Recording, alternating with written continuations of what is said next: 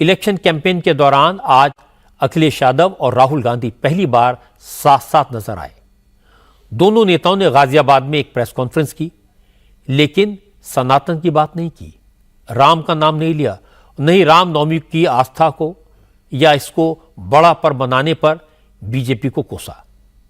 राहुल और अखिलेश ने press conference में अपनी बात की शुरुआत रामनवमी की शुभकामनाएं देकर जरूर की, लेकिन इसके बाद अयोध्या, राम मंदिर या सनातन के बारे में एक लफ्ज नहीं बोला।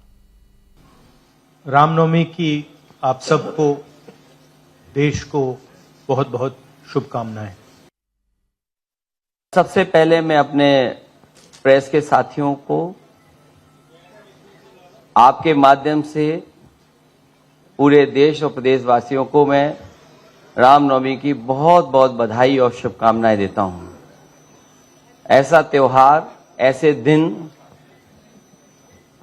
जहां से अच्छी शुरुआत होती है। अखिलेश और राहुल गांधी ने तो राम का नाम लेने से किनारा कर लिया, लेकिन राम गोपाल यादव तो ऐसा लगा जैसे भरे बैठे थे। उन्होंने रामनवमी, अयोध्या और देश भर में हो रहे कार्यक्रमों को पाखंड बता दिया।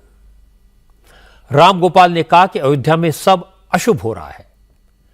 आधे अधूरे मंदिर में प्राण प्रतिष्ठा हुई, अब बीजेपी के नेता ढोल पीट रहे हैं।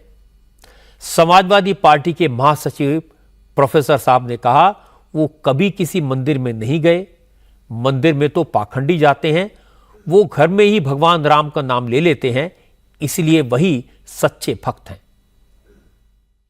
रामनवमी को जो कुछ लोगों ने पेटेंट कर लिया है, उनकी बपौती नहीं रामनवमी। रामनवमी करोड़ों लोग हजारों वर्ष से मनाते चले जा रहे हैं, और एक राम मंदिर नहीं, हजारों राम मंदिर इस देश में हैं ऑलरेडी। और इसमें तो उन्होंने सब अधूरा प्राण प्रतिष्ठा वगैरह की है। सारे जगतगुरु शंकराचार्य उसके विरोध में थे। ये ठीक नहीं है, अशुभ हुआ है, और ये इनके लिए वो घातक होगा। भगवान राम को दंड दे। मैंने तो कभी किसी की पूजा नहीं की, मैं तो भगवान का नाम लेता हूँ, असली भक्त हूँ भगवान। मैं दिखावा नहीं कर रहा हूँ, मैं पाखंडी नहीं हूँ। पाखंडी लोग ये सब करते हैं। राम गोपाल यादव इसलिए नाराज हैं क्योंकि बीजेपी के नेता हर सभा में अयोध्या की बात करते हैं, रामलला की बात करते हैं, सनातन को बड़ा इशू बना रहे हैं। कांग्रेस और समाजवादी पार्टी से रामलला की प्राण प्रतिष्ठा के बॉयकॉट पर सवाल पूछे जाते हैं।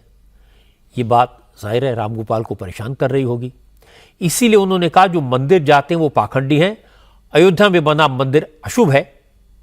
लेकिन योगी आदित्यनाथ ने कहा सनातन में तो हर सुबह की शुरुआत राम नाम से होती है और जिंदगी की शाम भी राम नाम से होती है। इसमें कहां जाति है, कहां धर्म है। योगी ने कहा कि कांग्रेस, समाजवादी पार्टी और बीएसपी का चरित्र दोहरा है।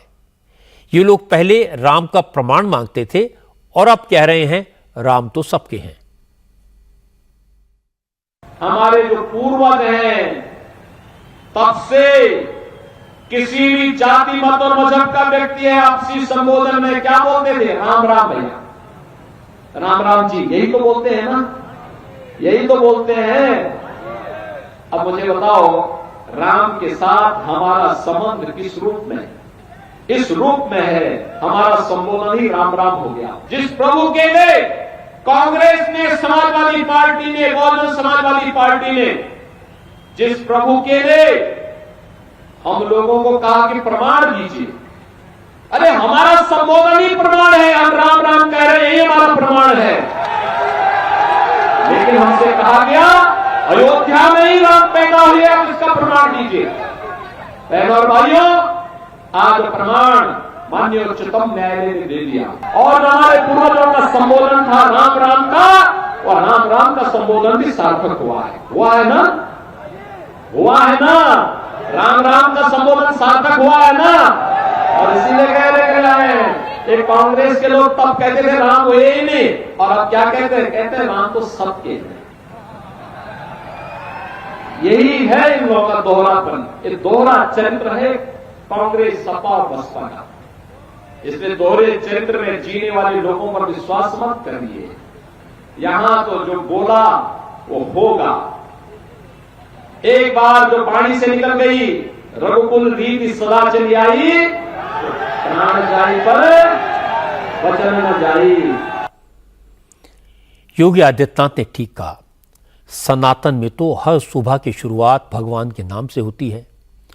जीवन की शुरुआत और जीवन का अंत भी राम नाम से होता है। इसका किसी जाति से कोई लेना देना नहीं है।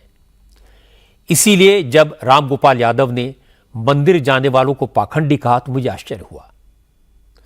राम गोपाल तो पढ़े लिखे हैं, क्या वो ये नहीं जानते कि भारत एक धर्म प्रधान देश है?